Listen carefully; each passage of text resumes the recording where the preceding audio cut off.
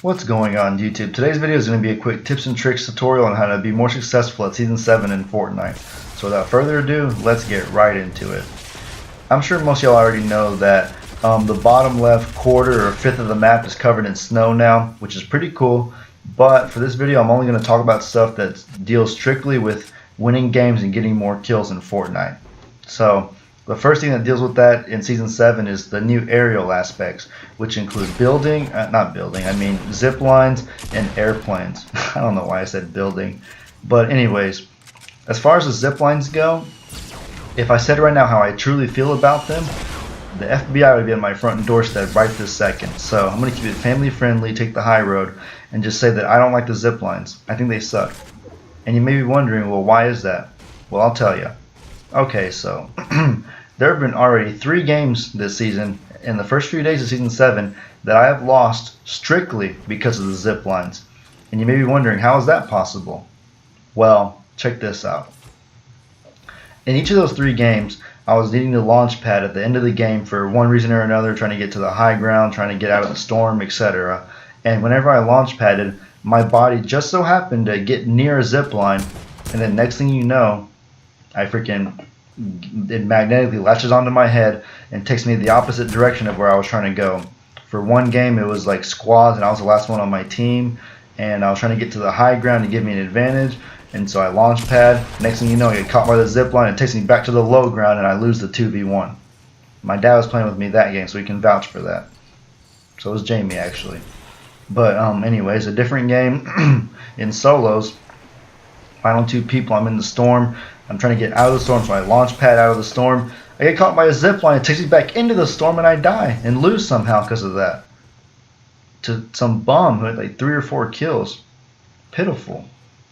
Bottom line is, just be really careful with the zip lines. There was a different game that had happened too, but it was just similar to that. So look right here, you can see a zip line on the screen right now. In the spur of the moment when you're playing fast and you're trying to fight, you don't even see them there because they're so thin. Like right now, if I tried to launch pad, I would probably get caught by that zip line right above me. So the point is, just be really careful because they're hard to notice if you're like really focused on killing somebody. Okay, now for the airplanes.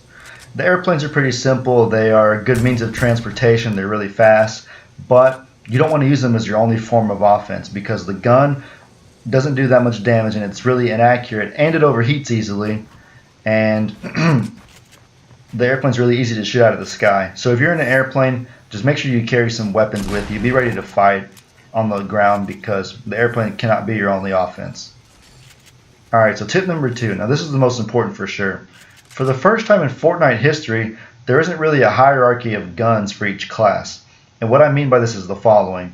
Back in the old days, Season 4, Season 5, even Season 6 to an extent, every class had its best and worst weapons that were very clear. For the ARs, you had the gray one, then the green one, then the blue one, then the SCAR's the best one. For the shotguns, the TAC's the worst, the pump's the middle, and the heavy shotgun's the best. For the snipers, the semi-auto and the hunting rifle aren't that good, and the bolt's the best. For the launchers, the grenade launcher's the worst, and the RPG's the best. That's how it was for a very long time. But now in Season 7, there are multiple good guns for each class, so there isn't really a specific hierarchy anymore. So for the ARs, the SCAR's still really good, but now there's the heavy AR, which does more damage, and if you tap fire, it can be really lethal. I prefer the heavy AR, honestly, now. Some people even prefer the suppressed SCAR for its accuracy. For the shotguns, you have the gold pump now, the SPAS 12, which is really good. But then you also have the heavy shotgun, which still has a lot of range. And then you have the blue tac making its way into the game now. The blue tac has an incredible fire rate, so it's super deadly from really close range. For the snipers, you have the bolt, which shoots faster and reloads faster. But then you also have the heavy sniper, which does more damage. For the launchers, you have the RPG, which has more range and damage. But then you also have the quad launcher that shoots 4 shots at a time. Incredible fire rate. The point of all this is that there's multiple guns that have different strengths and weaknesses. So this reduces the amount of time that someone loses because they were simply outgunned. Use this to your advantage.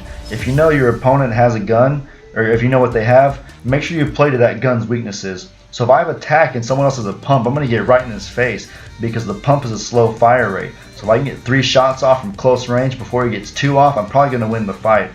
And vice versa, if I have a pump and he has attack, I want to make sure to keep my distance because attack's weakness is range. It can't shoot that far.